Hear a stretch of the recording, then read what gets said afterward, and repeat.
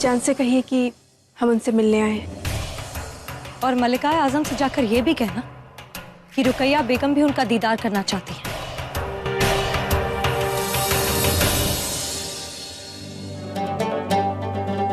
मलिका आजम का इकबाल बुलंद हो।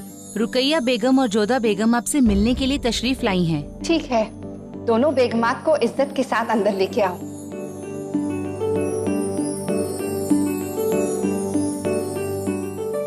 मलिका आजम ने आप दोनों को अंदर बुलाया है।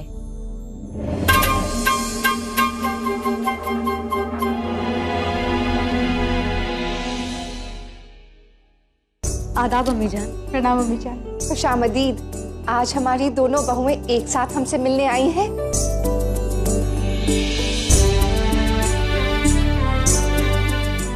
कहो, कैसे आना हुआ? क्या कर सकते हैं हम आप दोनों के लिए? अम्मी जान, हम चाहते हैं कि आप हमारे लिए दुआ करें कि हरम के इंतखाब में फतेह हमारी ही हो। और जोधा, क्या तुम भी यही दुआ मांगने आई हो? अम्मी जान, मलिका आजम है और हरम में सबसे बड़ी और सम्मानित भी। हम चाहते हैं कि आप ईश्वर से प्रार्थना करें कि हरम में शांति बनी रहे और हरम के लोग सही व्यक्ति का चुनाव करें। ख्याल बहुत नेक है, लेकिन अपने लिए कुछ नहीं मांगोगी? अम्मी जान, हम हरम से पृथक कहाँ हैं? यदि हरम में शांति बनी रहेगी तो हमें भी तो शांति ही मिलेगी ना। आमीन। खुदा करे ऐसा ही हो। अम्मी जान, इसका मतलब है कि आप हमारे लिए दुआ नहीं करेंगी? ऐसा कैसे हो सकता है रुकैया कि हम तुम्हें दुआ न दें? तुम भी हमारी बहू हो, जलाल की बेगम हो।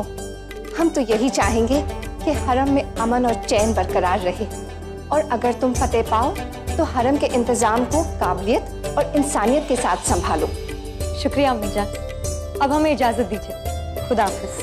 खुदा हाफिज। अच्छा अम्मी जान, अब हमें भी आज्ञा दीजिए।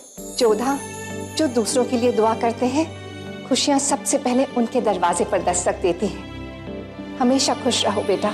प्रणाम अम्मी जान। खुदा हाफिज।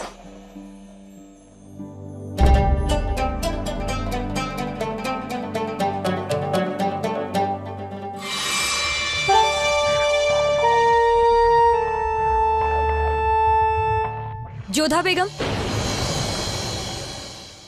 अच्छा हुआ जो आप मलिका आजम की दुआ लेने आ गई, क्योंकि इस मुकाबले में जीतने के लिए आपके पास सिर्फ उनकी दुआओं का सहारा है। ठीक कहा आपने। विजय पाने के लिए बड़ों की आशीष की आवश्यकता तो पड़ती ही है, अनुचित चालों की नहीं। आप कहना क्या चाहती हैं? कि इन बांदियों के हुजरे में कृष्ण की मूर्ति हमने रखवाई थी? हमने तो ऐसा कुछ भी नहीं कहा, परंतु आपका स्पष्टीकरण ये सिद्ध करता है कि ये कार्य आपके अतिरिक्त और कोई नहीं कर सकता है। दुख होता है हमें रुकैया बेगम, वर्षों से जो हरम को संभालती आई है उसे अपने जगह बनाने के लिए ऐसा निकृष्ट कार्य करना होगा। ये सियासत है जोधा बेगम, आप इसे नहीं समझेंगी। समझना चाहते भी नहीं है हम, जिसे समझकर हमारी सोच ही भ्रष्ट हो जाए। हम जैसे अच्छे। आप अपनी हद पार कर रही हैं। धीरे रुकैया बेगम, आप बेगम खास हैं। इस प्रकार उद्विग्न होना आपको शोभा नहीं देता है। आज का दिन बहुत बड़ा है, बहुत सारे कार्य हैं। आज्ञा दीजिए हमें।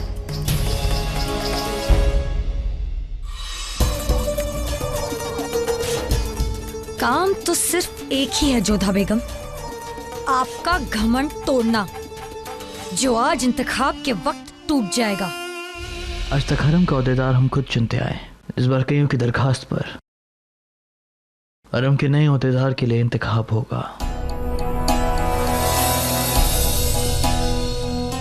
इस इंतखाब में उतरने वाले दो उम्मीदवार हैं, एक तरफ है रुकैया बेगम और दूसरी तरफ है जोधा बेगम।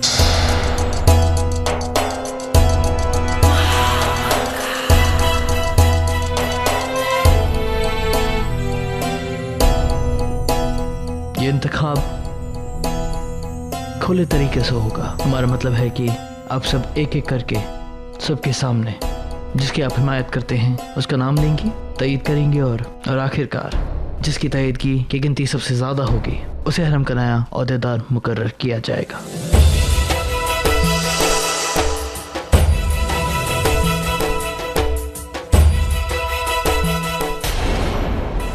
हम चाहते हैं कि सबसे पहले हमारी अम्मी जान मलिका आजम मरियम मकानी ये तईद की शुरू करें।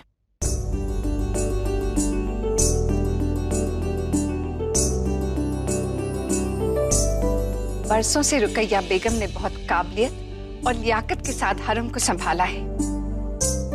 उन्होंने अपने ओहदे की जिम्मेदारी बखूबी निभाई है और हरम के तमाम इंतजामात भी किए हैं। मगर इसमें कोई शक नहीं कि कुछ मसले उनसे भी नजरअंदाज हुए हैं। हमें लगता है कि एक नई मालकिन ओहदेदार का नया नजरिया शायद हरम के हक में हो, इसीलिए हम जोधा बेगम के नाम की तायीद करते हैं।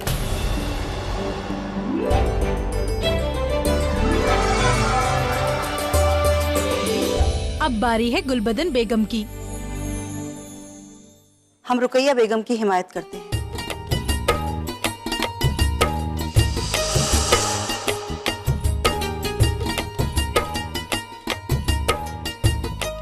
अब बारी है जीजी अंगा जी की। हम जोधा बेगम को चुनते हैं।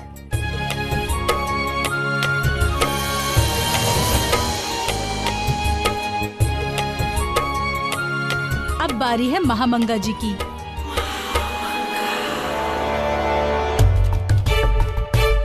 हम अपना मसलक बेगम रुकैया को देते हैं।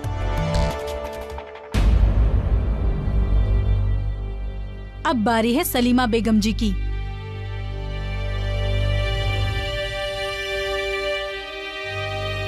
हम बेगम रुकैया सुल्तान की हिमायत करते हैं।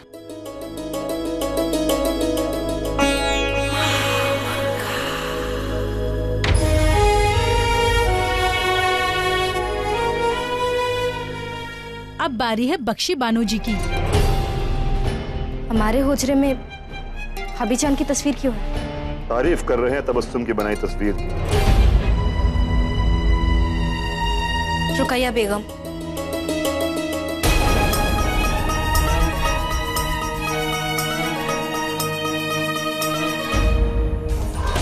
हुजूर, अब तक की गिनती के मुताबिक दोनों बेगमात की हिमायत करने वालों की गिनती एकदम बराबर है।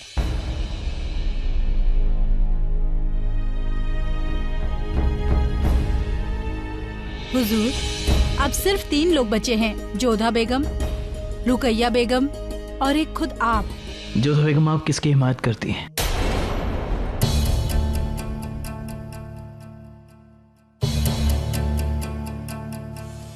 शहंशाह, हम अपना मत स्वयं अपने आप को देते हैं।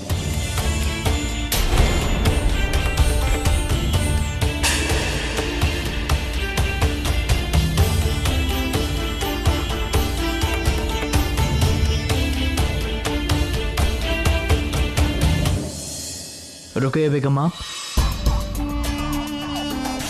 शहंशाह, हमारी आपसे एक दरख्वास्त है। हम पहले जानना चाहेंगे कि आप किसकी तायीद करेंगे।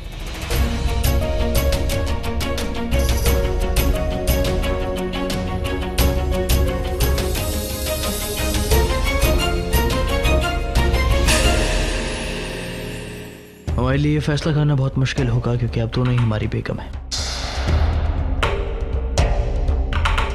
आप दोनों ही हमारी जिंदगी में खास दर्जा रखती हैं, लेकिन जब बात यहाँ तक पहुँच गई है कि हमें फैसला करना होगा कि हम आप दोनों में से किसे चुनें, तो हम उसे चुनेंगे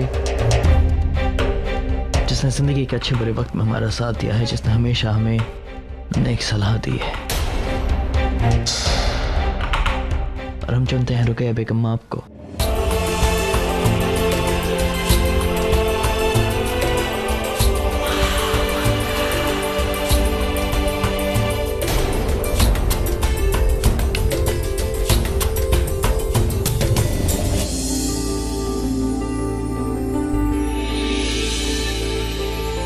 प्रणाम शहंशाह। आप यहाँ? जी। हमें समझ नहीं आ रहा है कि आप इस वक्त यहाँ क्या कर रही हैं? हमें उसी विषय में आपसे कुछ बात करनी है। कहिए, क्या कहना चाहती हैं आप? हमें आपकी सहायता चाहिए शहंशाह। मैं हैरत हो रही है ये बात जानकर कि आपको हमसे मदद चाहिए। बताइए। हम लज्जित हैं। ये बात हमें आपसे पूछनी तो नहीं चाहिए, फिर भी आपके सिवा हम किसी से पूछ भी नहीं सकते हैं। घबराइए मत जोधा बेगम, बता दीजिए, बोलिए। हमें आपका मत चाहिए शहंशाह। तो ये मदद चाहिए आपको? ये जानते हुए कि ये कायदे के खिलाफ है, ये जानते हुए ये बेईमानी है, ये जानते हुए कि हमें ऐसी हरकतें नापसंद हैं, आप चाहती हैं कि शहंशाह इंतखाब में आपके हिसाब से चले। आखिर क्यों? क्योंकि हम आपके और रुकैया बेगम के बीच में नहीं आना चाहते। वो आपके बचपन के मित्र हैं और आपका मत उनके लिए बहुत महत्व रखता है।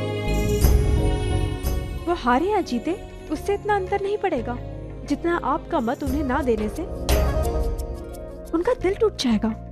इसलिए हम चाहते हैं कि आप अपनी सोच को एक तरफ रखकर अपना मत उन्हें दें। बस हम इतना ही चाहते हैं आपसे। अब किसी भी दिन हमें हैरत में डालने का मौका नहीं छोड़ती है ना जोधा बेगम। ये जानते हुए कि वो आपके खिलाफ है, आप फिर भी उनकी सिफारिश हमारे पास लेकर आई हैं। मान लीजिए अगर हम ऐसा करते हैं तो बदले में रिश्वत में हमें क्या मिलेगा जोधा बेगम? आप शहंशाह हैं, हम आपको भला क्या दे सकते हैं?